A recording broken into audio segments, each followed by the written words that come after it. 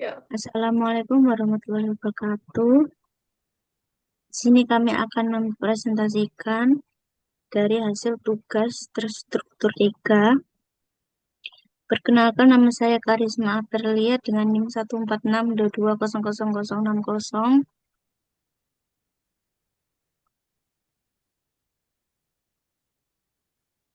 Saya Anggisti Anggara dengan NBI 14622000061. saya Deva Hirna Bella Putri dengan NIM 14622000076. Ya, baik, di sini metodologi yang kami gunakan dalam proyek ini mencakup beberapa tahapan utama, yaitu pengumpulan data, pembersihan teks atau pre-processing, ekstraksi fitur, pelatihan model machine learning dan deep learning, serta evaluasi performa model. Nah, yang pertama ada dataset. Nah, dataset ini kita ambil dari dataset publik dari Kaggle, yaitu Indonesian Sentiment Analysis Dataset, yang kami gunakan sebagai data untuk memperkaya variasi dan distribusi teks. Total data yang kami kumpulkan berjumlah sekitar 3.000 komentar. Nah, komentar tersebut mayoritas ditulis dalam bahasa Indonesia, namun tidak sedikit yang mengandung bahasa gaul, campuran bahasa asing, hingga singkatan informal yang umum dipakai di media sosial. Inilah yang membuat data kami menjadi representatif untuk konteks nyata penggunaan NLP. Nah, untuk distribusi label sentimen dari dataset ini terbagi, yaitu 40% komentar positif, misalnya kata-kata seperti bagus, cepat, puas. 35% komentar negatif seperti lama, buruk, tidak sesuai. 25% komentar netral yang tidak menunjukkan opini jelas seperti pernyataan atau komentar informatif. Lalu tahap yang kedua adalah pre-processing text. Nah, langkah pre-processing yang kami lakukan adalah scaffolding, cleaning text, tokenisasi, stop word removal, dan stemming. Kemudian ada normalisasi kata tidak baku juga. Nah, hasil akhir dari tahap ini adalah teks bersih dan terstruktur yang siap diubah menjadi bentuk numerik melalui ekstraksi fitur. Nah, kemudian lanjut ekstraksi fitur. Kami menggunakan dua metode utama, ada TF-IDF dan Word2Vec. Nah, TF-IDF ini digunakan untuk mengukur seberapa penting sebuah kata dalam sebuah dokumen dibandingkan dengan seluruh korpus. Kami menggunakan kombinasi unigram dan bigram serta membatasi jumlah fitur maksimal 5.000. Kemudian Word2Vec kami gunakan untuk membentuk vektor berdimensi tetap yang mencerminkan makna kata berdasarkan konteks penggunaannya. Word2Vec ini dilatih secara custom pada korpus komentar kami dengan pendekatan scriptgram ukuran vektor 300 dan Windows 5. Vektor mesin, K-means clustering, lalu ada latent dirichlet allocation atau LDA. Nah, naive Bayes ini model probabilistik yang cocok untuk klasifikasi teks dan ringan secara komputasi. SVM ini model yang efektif untuk data berdimensi tinggi, digunakan dengan kernel RDF. K-means clustering digunakan untuk mengelompokkan komentar secara unsupervised menjadi 3 klaster utama. Kemudian LDA untuk mengidentifikasi topik dominan yang sering muncul dalam komentar. Lalu di deep learning ada LSTM dan IndoBird. LSTM ini atau long short term memory ini mampu mengingat urutan kata dalam kalimat, digunakan dengan Word2Vec sebagai embedding layer. Untuk IndoBird ini adalah versi bahasa Indonesia dari model BERT yang telah dilatih pada korpus lokal. Model ini mampu memahami konteks secara dua arah dan sangat kuat dalam menangani teks informal. Nah, untuk deep learning digunakan pengaturan batch size 32, learning rate-nya 1E3 untuk LSTM, 2E5 untuk BERT. Epochs-nya ada 10 dengan early stopping menggunakan optimizer Adam. Kemudian evaluasi model. Evaluasi dilakukan menggunakan metrik standar klasifikasi, menggunakan akurasi, presisi, recall, dan F1 score. Dapat dilihat pada laporan berikut. Kemudian kami juga menggunakan confusion matrix untuk melihat kesalahan spesifik antar kelas, word cloud untuk menggambarkan kata dominan pada tiap sentimen, dan grafik perbandingan untuk memvisualisasikan performa antar model. Untuk tools dan teknologi yang kami gunakan dalam proyek ini ada bahasa pemrograman Python, notebook interaktif Jupyter, lalu ada library scikit-learn, Gensim, TensorFlow, dan PyTorch. Untuk model pre-trained yaitu Hugging Face Transformer untuk Indobird. Lalu selanjutnya akan dilanjutkan oleh teman saya. Baiklah, di sini saya akan mempresentasikan yaitu bagian implementasi dan hasil. Pada tahap implementasi ini, hal pertama yang dilakukan adalah pre-processing data teks. Data yang digunakan berupa komentar pengguna Instagram yang diperoleh dari scraping maupun dataset publik. Untuk memastikan kualitas data sebelum digunakan dalam pelatihan model dilakukan beberapa langkah processing, yaitu cache folding, tokenisasi, stop word removal, dan steaming. Pada akhir dari tahap ini adalah kumpulan teks yang sudah bersih yang siap digunakan untuk ekstraksi fitur. Fitur dari teks ini kemudian diekstrak dengan dua pendekatan, yaitu TF-IDF untuk representasi numerik pada model machine learning dan word-to-vec sebagai representasi vektor sematik untuk deep learning yang digunakan pada embedding layer. Lalu machine learning. Pada tahap machine learning digunakan dua algoritma supervised learning yaitu naive Bayes dan super vector machine. Keduanya digunakan untuk mengklasifikasikan komentar ke dalam kategori sentimen yaitu positif, negatif, atau netral. Naive Bayes dipilih karena kecepatan dan kesederhanaan untuk klasifikasi teks, sementara SVM dipilih karena kemampuannya menentukan hyperplane terbaik pada data berdimensi tinggi hasil TF-IDF. Model ini dilatih menggunakan fitur hasil ekstraksi TF-IDF. Hasil evaluasi model ditunjukkan pada tabel berikut. Model Naive Bayes dan SM. Akurasinya untuk Naive Bayes 78,2%, untuk SVM 81,4%, precision Naive Bayes 78,5%, untuk SVM 82,1%, untuk recall Naive Bayes 77,3%, untuk SVM 80,5%, F1 score untuk Naive Bayes 77,8%, untuk SVM 81,3%. Dari tabel ini terlihat bahwa SVM memberikan performa lebih baik dibandingkan Naive Bayes pada dataset ini. Untuk analisis unsupervised digunakan K-means clustering yang hasilnya menunjukkan adanya 3 klaster utama masing-masing mewakili sentimen positif, netral, dan negatif, dan laten recall allocation. Untuk topik modeling, hasil menunjukkan ada 3 topik utama dalam komentar pengguna, yaitu terkait produk, pengiriman, dan pelayanan.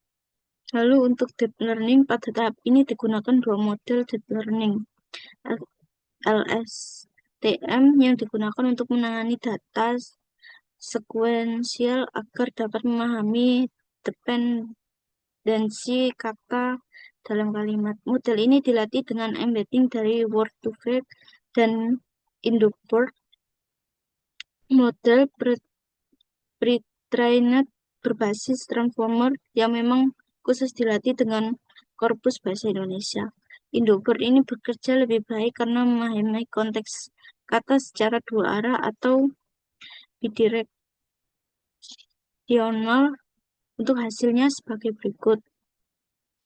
Modelnya LSTM dan Indoper, akurasinya untuk LSTM 83,5%, untuk Indoper 88,6%. Untuk precision LSTM 84,1%, untuk Indoper 89,2%. Untuk recall 83%, untuk Indoper 88%. Untuk F1 score LSTM 83,5%, untuk Indoper 88,6%. Terlihat bahwa Indoper konsisten memberikan performa terbaik, baik dari sisi akurasi maupun pemahaman konteks. Lalu visualisasi hasil. Untuk mendukung analisis dibuat beberapa visualisasi antara conversion matrix untuk melihat jumlah prediksi yang benar dan salah pada tiap kelas. Ini membantu kita dapat melihat kesalahan prediksi, misalnya apakah model sering salah mengklasifikasikan komentar negatif menjadi netral. Lalu word cloud untuk menampilkan kata-kata yang sering muncul pada masing-masing kategori sentimen, dan grafik pembandingan metrik yang menunjukkan peningkatan akurasi, precision, recall, dan F1 score dari modeling machine learning dan deep learning.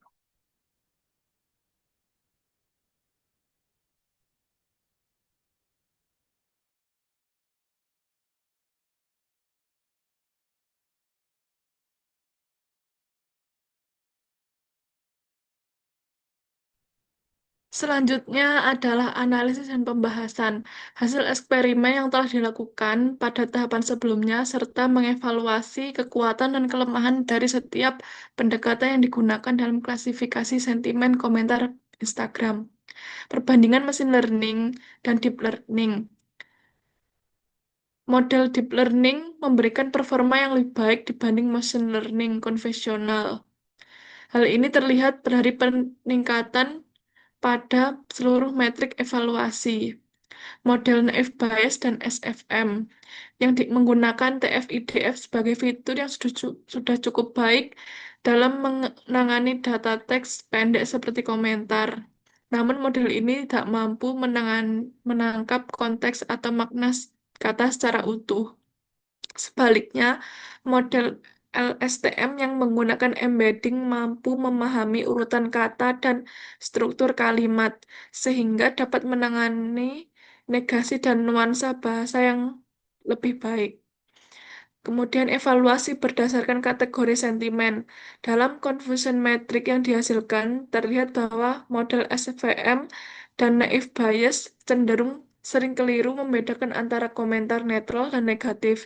Hal ini disebabkan oleh kemiripan kata dan gaya bahasa penggunaan yang ambigu di media sosial. Sementara itu, model Indobert menunjukkan akurasi tinggi dalam membedakan ketiga kelas sentimen, terutama dalam menangani kalimat bermakna ganda atau dengan gaya informal.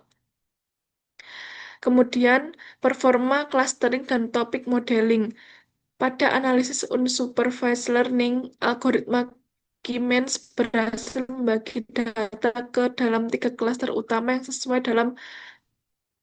dalam kategori sentimen. Namun, hasil clustering ini sangat bergantung pada representasi vektor dan pemilihan nilai K. LDA menghasilkan 3 topik dominan, yaitu seputar produk, pengiriman, dan pelayanan. Kemudian 5.4 ini tantangan yang dihadapi, beberapa tantangan yang dihadapi dalam proses implementasi antara lain komentar Instagram seringkali berisi kata-kata yang tidak baku, singkatan, dan emoji yang tidak dapat ditangani dengan proses standar. Keterbatasan jumlah data menyebabkan model deep learning membutuhkan waktu pelatihan lebih lama dan kadang mengalami overfitting. Bahasa Indonesia memiliki struktur yang kompleks dan kaya morfologi yang membuat proses steaming dan tokenisasi lebih sulit dibanding bahasa Inggris. Selanjutnya, dampak pemilihan fitur. Penggunaan TF-IDF memberikan hasil yang stabil untuk model ML, namun tidak mampu menangkap makna semantik antar kata. Sementara itu, word-to-fact dan embedding dari Indobird memungkinkan model mengenali sinonim hubungan antar kata dan konteks penggunaannya. Kemudian interpretasi visualisasi, word cloud memperlihatkan bahwa kata-kata seperti cepat, bagus, dan murah sering muncul pada komentar positif, sedangkan kata-kata seperti lama, tidak sesuai, dan buruk mendominasi komentar negatif. Grafik perbandingan metrik menunjukkan peningkatan bertahap dari Naive Bayes, SFM, LSTM, dan Indobird mengidentifikasi bahwa semakin kompleks arsitektur model, semakin tinggi pula akurasi yang dapat dicapai, dengan catatan ketersediaan data yang mencukupi. Kemudian implikasi hasil dari proyek ini tidak hanya menunjukkan efektivitas pendekatan deep learning dari NLP, namun juga menekankan pentingnya data lokal dan pemilihan representasi fitur yang sesuai.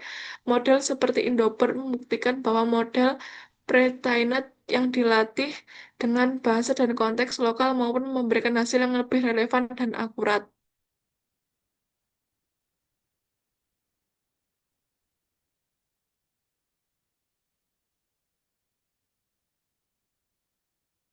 Kemudian kesimpulannya, proyek berhasil membangun sistem klasifikasi sentimen menggunakan ML dan DL. Proyek berhasil membangun sistem klasifikasi sentimen yang komprehensif menggunakan pendekatan machine learning dan deep learning. Sistem yang dikembangkan mau menganalisis sentimen komentar Instagram dalam bahasa Indonesia dengan tingkat akurasi yang memuaskan. Kemudian Indobird terbukti paling unggul dari segi akurasi dan pemahaman konteks. Indobird terbukti paling unggul dari segi akurasi dengan mencapai akurasinya 88,6%. Model transformer ini menunjukkan kemampuan superior dalam memahami nuansa bahasa Indonesia termasuk sarkasme, idiom, dan konteks implisit yang sering muncul. Kemudian hasil menunjukkan pentingnya pemilihan model sesuai dengan kompleksitas data. Menunjukkan pentingnya pemilihan model yang sesuai dengan kompleksitas data dan domain aplikasi untuk data teks sederhana dan dengan fitur eksplisit model machine learning seperti SVM itu sudah cukup efektif. Namun untuk memahami konteks dan semantik yang kompleks dalam bahasa natural, model deep learning dengan pre-trained atau embedding seperti Indobird menjadi pilihan yang lebih tepat.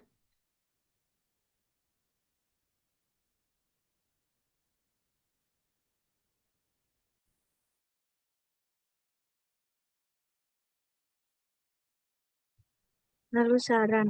Untuk meningkatkan performa model ke depannya ada beberapa langkah strategis yang dapat dilakukan. Yang pertama, gunakan lebih banyak data untuk training model deep learning agar hasil lebih stabil dan robust. Dataset dengan jumlah minimal 10.000 hingga 50.000 sampel akan memberikan representasi yang lebih baik, terutama untuk model transformer seperti Indobird. Yang kedua, dapat dilakukan eksperimen pada domain data lain seperti Twitter, Shopee Review, Tokopedia Komen, atau platform lokal seperti Kaskus. Yang ketiga, penting juga untuk melakukan evaluasi model secara kualitatif melalui analisis kesalahan atau error analisis. Dengan cara ini, kita bisa memahami pola kesalahan klasifikasi dengan potensi bias yang mungkin muncul pada model. Untuk itu, sekian dari kami. Wassalamualaikum warahmatullahi wabarakatuh.